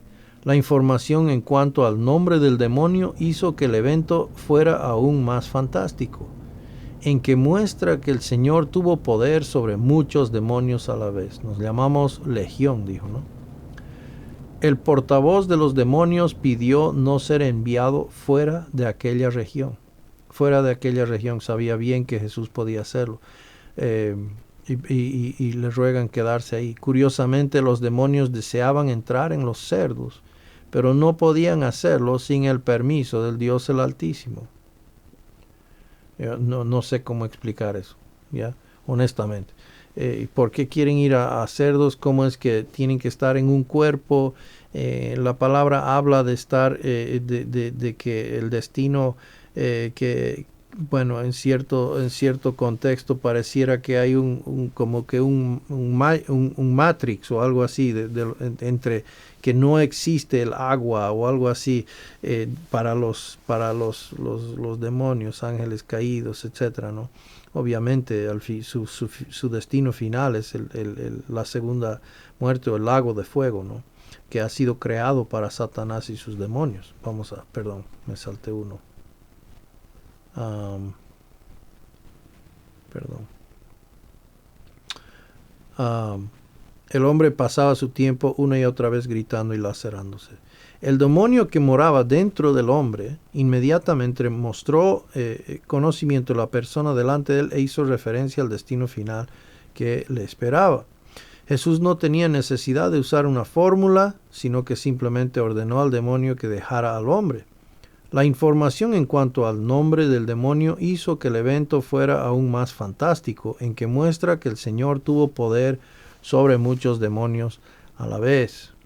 Y como digo, esto no es una batalla, aquí no hay una pelea, no hay una lucha, ¿no? ¿Qué nos vas a dejar hacer, Señor? O sea, el portavoz de los demonios pidió no ser enviado fuera de aquella región. Curiosamente, los demonios deseaban entrar en los cerdos, pero no podían hacerlo sin el permiso de Dios el Altísimo. Y nuevamente nos hace recuerdo de que nada pasa sin el permiso de Dios, ¿verdad? Versículo 3, el número de cerdos puede reflejar el número de demonios que salieron del hombre. Y vemos aquí el versículo 13, y luego Jesús les dio permiso, y saliendo aquellos espíritus inmundos entraron en los cerdos, los cuales eran como 2,000. Interesante. La noticia del acontecimiento se extendió rápidamente gracias a los pastores. Imagínense la reacción. Todos sus cerdos. ¡Wow! Eso es una gran pérdida. Imagínense qué va a decir el jefe. Ahora sí, hay que darse a la fuga. ¿Cómo van a echar a perder 2,000 cerdos? Bueno, se me imagina, ¿no? Estas cosas. Después de ver la transformación del hombre librado de los demonios, la gente tuvo temor. Entendieron el gran poder, la gran autoridad que tiene el Señor Jesús. Los testigos relataron el milagro. La gente quería que Jesús dejara esa zona por temor a sufrir una pérdida monetaria mayor. Más cerdos, ¿no? Imagínense, vamos a quedar sin economía si este hombre se queda aquí. Más interesados por las cosas de este mundo que la vida espiritual que había recibido, la liberación eterna que había recibido este hombre endemoniado. Tremendo, ¿no? Claro que les pareció fantástico que esto pasara, pero no entendieron el gran valor, al principio al menos, tal vez mediante su testimonio más adelante sí. En un acto de gratitud, el hombre librado buscó ir con Jesús. Claro que sí. Eso es lo que todos quieren cuando han gustado de lo que es el Señor Jesucristo. ¿Dónde queremos estar? Queremos quedarnos con el Señor Jesús. Queremos estar donde Él está. Queremos caminar donde Él camina, ¿verdad? Y es así.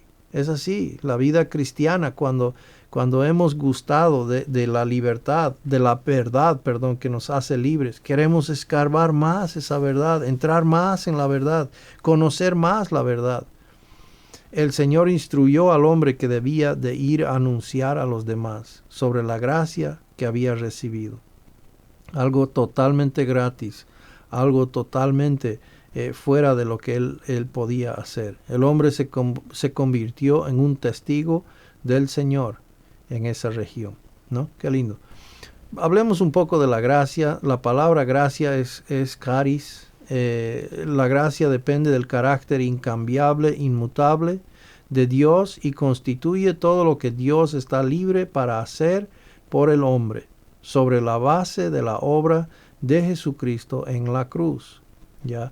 Por eso somos salvos. La salvación es algo no es por algo que hagamos nosotros, sino es mediante la gracia, por medio de la fe, ¿verdad? Que somos salvos. La responsabilidad del hombre es creer, pero la gracia ya ha sido ofrecida, ya ha sido habilitada, ya ha sido ofrecida. ¿Por qué? Porque Cristo ya hizo la obra. La gracia es la obra que Dios ha hecho mediante el Señor Jesucristo y es dado para nosotros mediante la fe. Una definición de la gracia podría ser acordado por la frase: las riquezas de Dios a expensas de Cristo.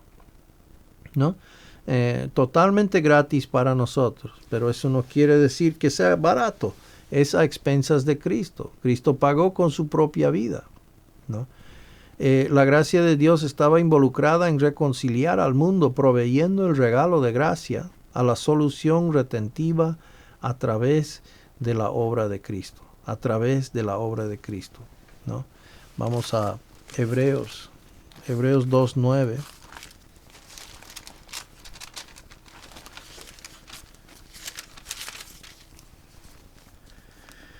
Pero vemos a aquel que fue hecho un poco menor que los ángeles, a Jesús, coronado de gloria y de honra, a causa del padecimiento de la muerte, para que por la gracia de Dios gustase la muerte por todos.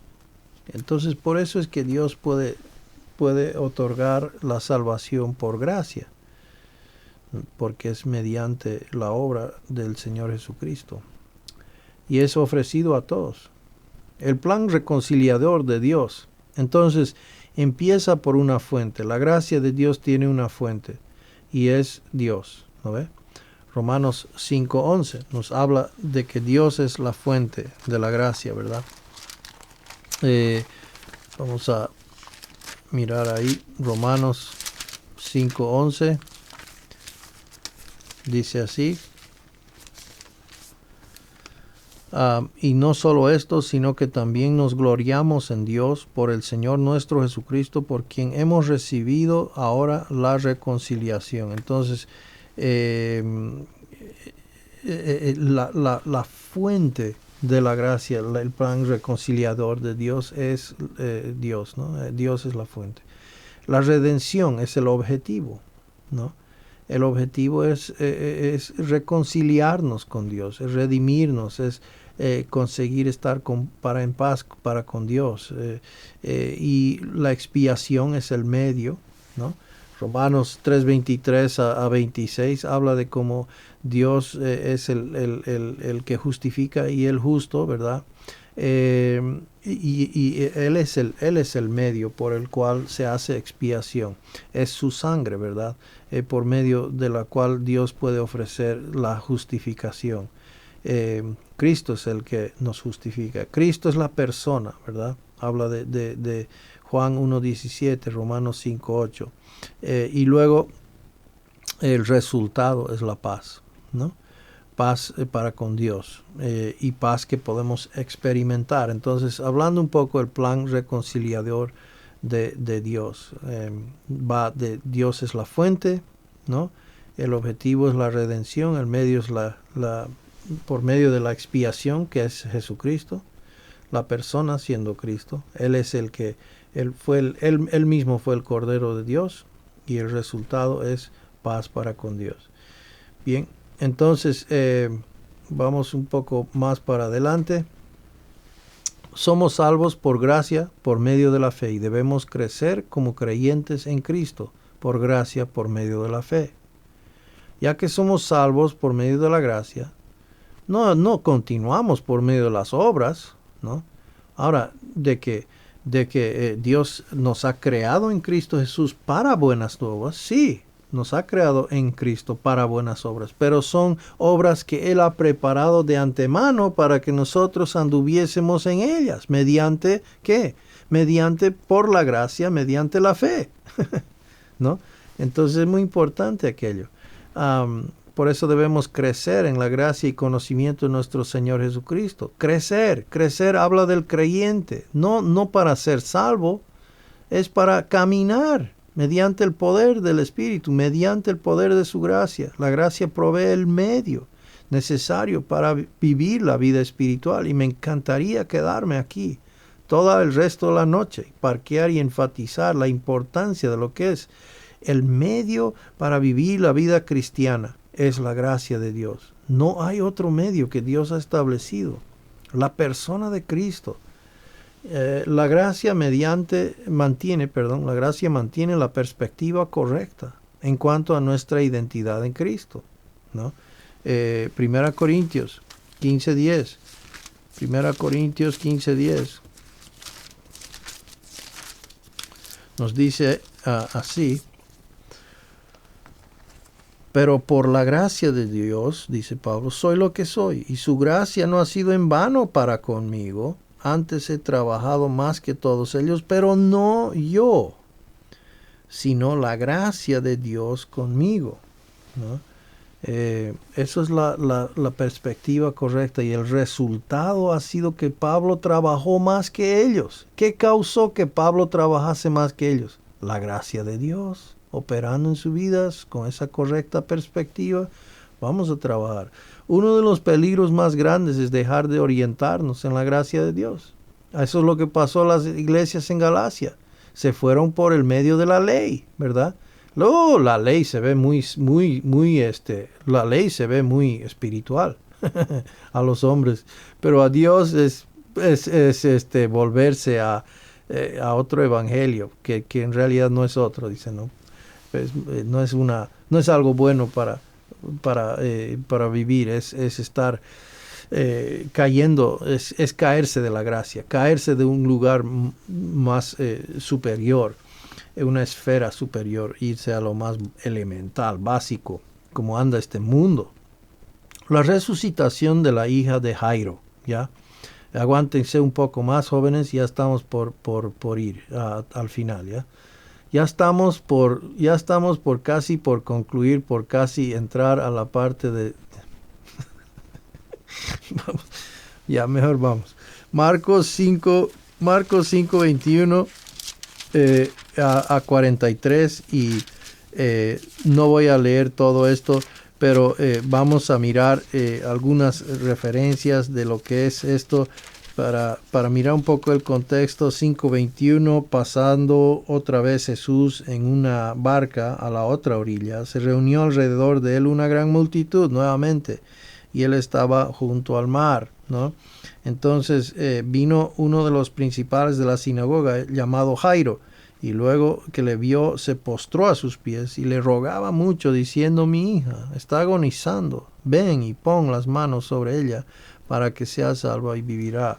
Vamos a mirar esto rápidamente. Esta sección relata de dos situaciones humanamente desesperadas. Y el líder de la sinagoga se postró a los pies de Jesús, confiando en su poder para sanar. Esto llama la atención, ¿verdad? Esta persona de la sinagoga entendía de que este Jesús tenía el poder para sanarlo. Entonces sale prácticamente, en vez de quedarse en la sinagoga y estar en oración y en pleitos, está yendo al Señor mismo, ¿verdad? Con su necesidad, ¿no? Eso nos llama la atención. Versículo 24. Fue pues con él, y le seguía una gran multitud, y le apretaban. O sea que aquí viene pues otra vez una escena pública de lo que va a suceder. Mientras Jesús acompañaba al hombre, la multitud egoístamente le apretaba. ¿Buscan qué? Buscan pan, buscan señales, buscan comida. Eso es lo que les interesa a estos curiosos, ¿no? Entonces, Marcos 5:25, y no estoy queriendo menospreciar a nadie, pues yo seguramente estaría ahí. Seguramente el pan era rico, ¿no? Entonces, versículos 25 a 26, y había sufrido mucho de muchos médicos y gastado todo lo que tenía, y nada había aprovechado. Antes le iba peor. Cuando oyó hablar de Jesús, vino por detrás entre la multitud y tocó su manto. Perdón, me salté un versículo, que había una mujer, pero una mujer que desde hacía 12 años padecía de flujo de sangre, ¿ya? Entonces, él está de camino ahí, y pues una mujer entre medio de toda esta multitud, la mujer sin nombre que sufría de hemorragia crónica, se acercó a Jesús. Esto es interesante, ¿ya? Esto es interesante y les voy a mostrar por qué. La mujer deliberadamente tocó el borde de su manto en una demostración de su fe. Ahora, pues uno diría, oh, qué interesante, ok, ya está bien, tocó el borde, mucha gente le está tocando, todos le están siguiendo, todos van con Jesús, y esta mujer, claro, quiere ser sanada, entonces le toca. No, Señor, aquí hay mucho más que eso, ok. Aquí hay una mujer, y les quiero demostrar, ok. Esto es, al menos voy a darles mi humilde manera de entender esto, ¿ok? Ahora ustedes dirán que está, según la palabra, si es bien o no, ustedes dirán. Pero aquí hay una mujer que claramente entiende quién es Jesús. Entiende quién es Jesús y la profecía acerca de él. Y lo único, ella sabía, lo único que ella necesitaba hacer era tocar su manto para ser sana. Vamos a Malaquías 4:1 y 2. Y vamos a ver cómo lastimosamente en la traducción perdemos esto. No está saliendo en mi pantalla, ¿no? Está mal pero bueno. Malaquías 4:1, ya tengo los versículos, ahí los voy a leer. 2 versículos nomás. Dice, porque viene el día. Ok, ¿cuál era el día? ¿Se acuerdan? El día del Señor, ¿verdad? El día del Señor es el día cuando se restaurará todas las cosas, etc. Porque viene el día ardiente como un horno, y todos los soberbios y todos los que hacen el mal serán como paja, y el día que va a venir les prenderá, hablando del Mesías, les prenderá fuego.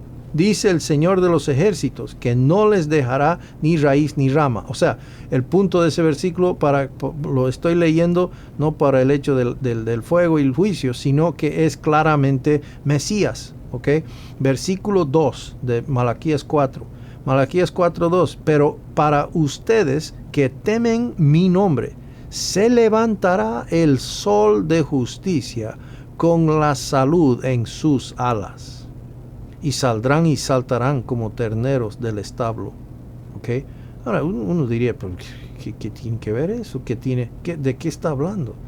¿Sabe que esa palabra alas es la palabra kanaf, que es traducido el dobladillo o la orilla o el borde?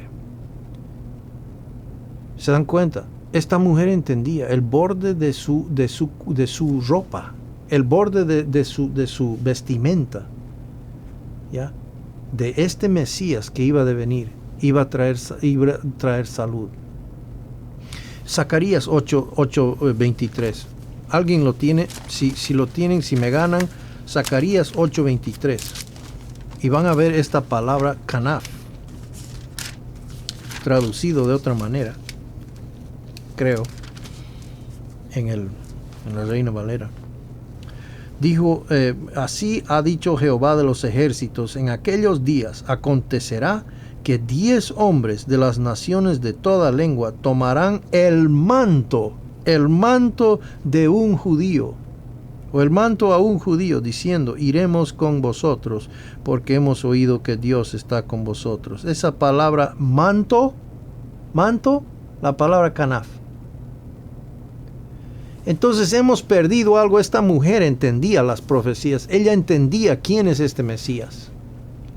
Ella sabía quién era él. No es un manto cualquiera. Este es el manto del ungido, del prometido de Dios. Solo necesito tocarlo y soy sana. Jesús se maravilla de su fe. Por fe ella vio. Era el Mesías. Tremendo eso, ¿verdad? Tremendo esta mujer y su fe.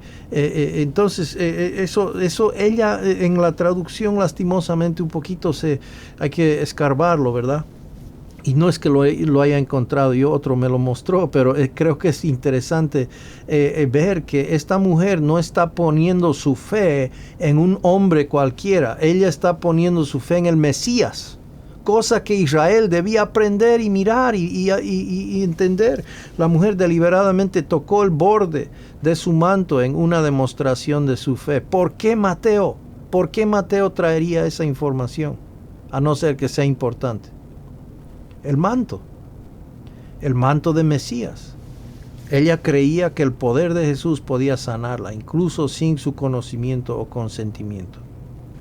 ¿Por qué? Porque Él es Mesías, el ungido de Dios. Dios lo prometió.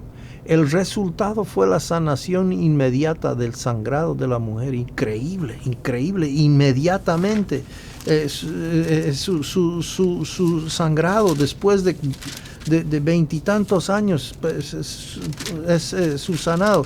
Y Marcos 5, 29 vemos aquí, dice, y enseguida la fuente de su sangre se secó y sintió en el cuerpo que estaba sana de aquel azote.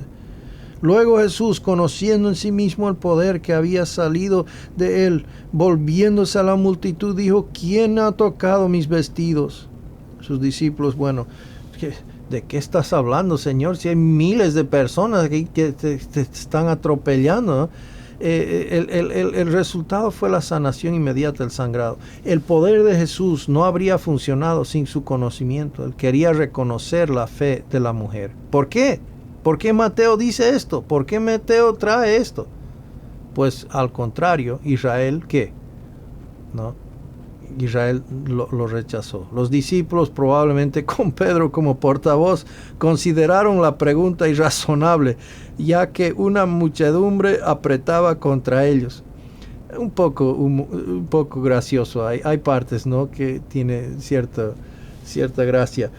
Versículos 32 a 33. Pero él miraba alrededor para ver quién había hecho esto. Entonces la mujer, temiendo y temblando, sabiendo lo que en ella había sido hecho, vino y se postró delante de él y le dijo toda la verdad. Y él le dijo: hija, tu fe te ha hecho salva, y ve en paz y queda sana de tu azote.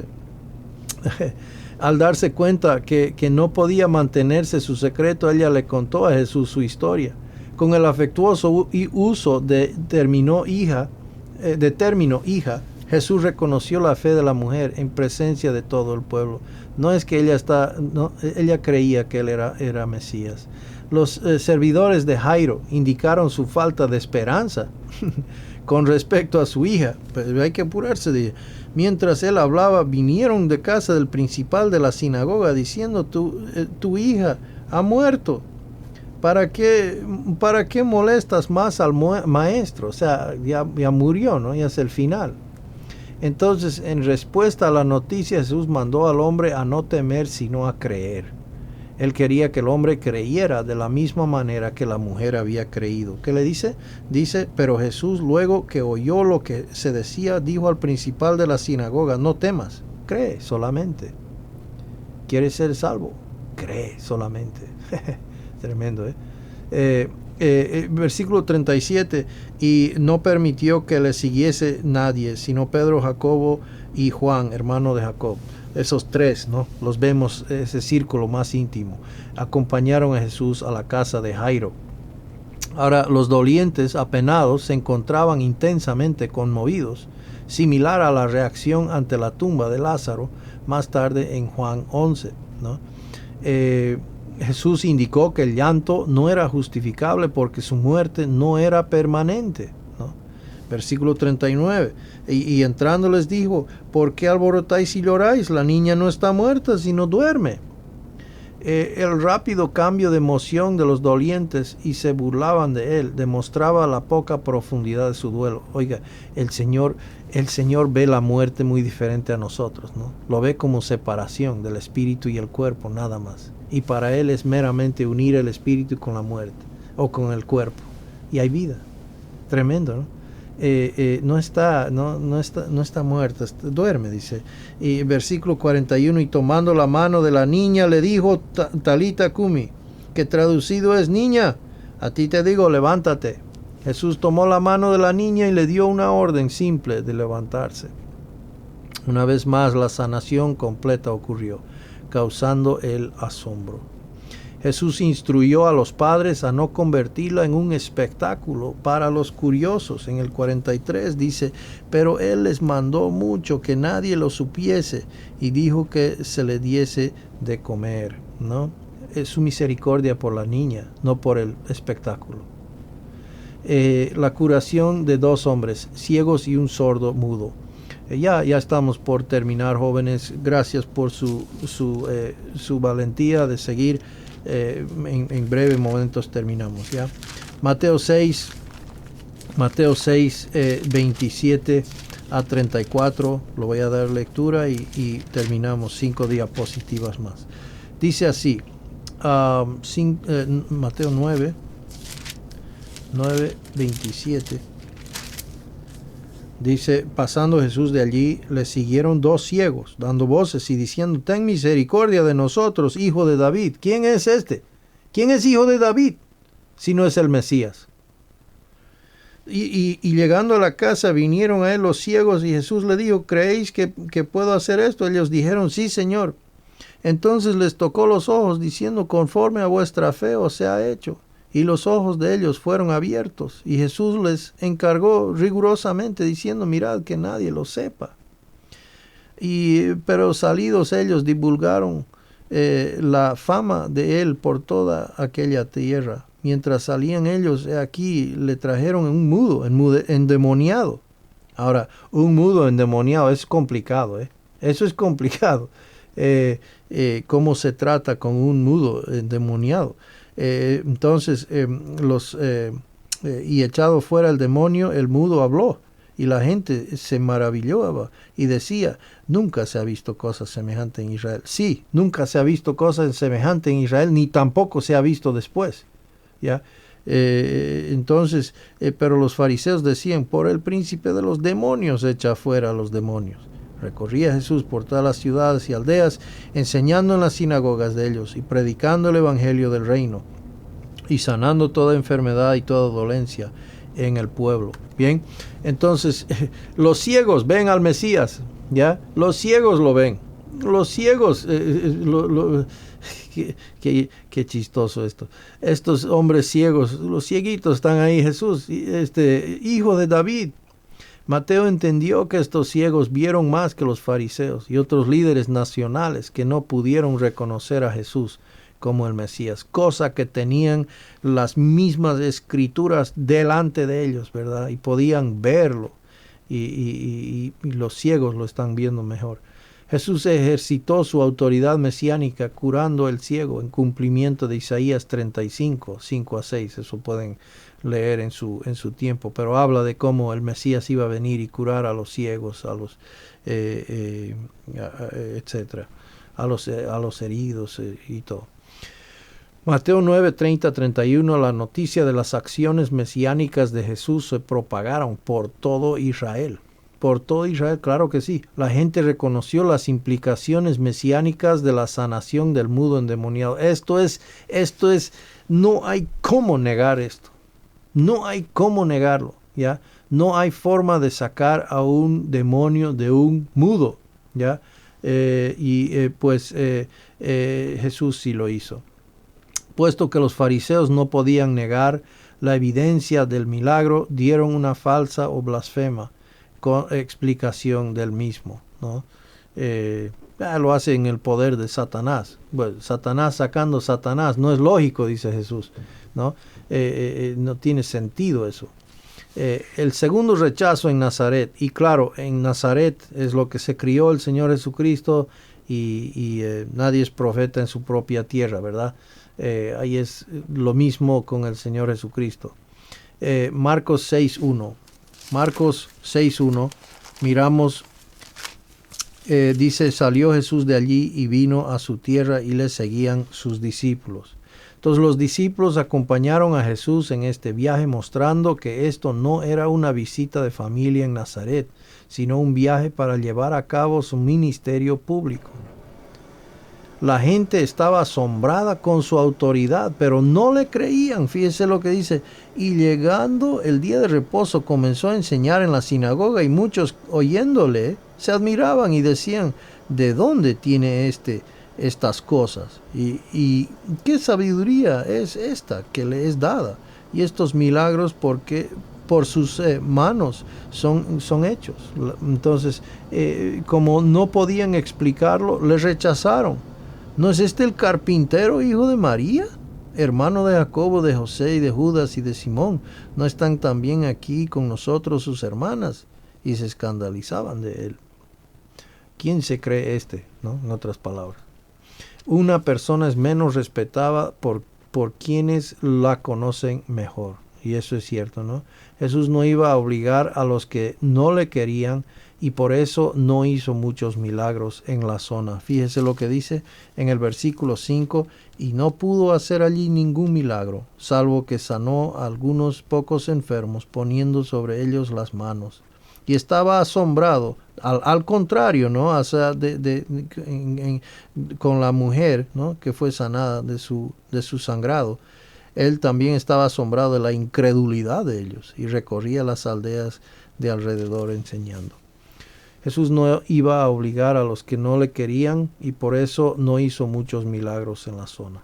El asombro del Señor a causa de su incredulidad estaba conectado a la arrogancia de ellos, que pensaban que sabían todo acerca de él. Entonces vemos la muerte de Juan el Bautista brevemente, 6:14 en adelante. Juan el Bautista está en la cárcel, pues llamó a la, ¿no? Aquí a la esposa de Herodes, adúltera, etcétera, y ella toma su oportunidad de quitarle la cabeza, ¿verdad? Para callar esto.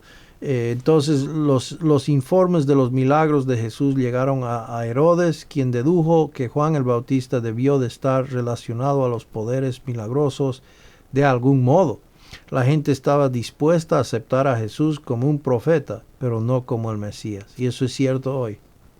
La gente acepta a Jesús como un buen hombre, ¿ya? Pero no como Dios. No como el Dios que es, ¿no? Eso es importante. Jesús no es meramente un buen hombre, ¿ya? O es un mentiroso, o es un loco de remate, o es Dios encarnado. Esas son las opciones. Herodes de mala gana admitió culpabilidad en la muerte de Juan el Bautista. Voy a dejar que ustedes lo lean. Eso es increíble cómo este hombre se deja llevar por la gente, ¿no? Lo que es popular, ¿no? Número uno, lo encadena, lo encarcela a Juan el Bautista por el hecho de que, ¿no? De lo que él está diciendo, pero no le hace nada porque teme a la gente. Y ahora teme a la gente, pues entonces tiene que quitarle la cabeza.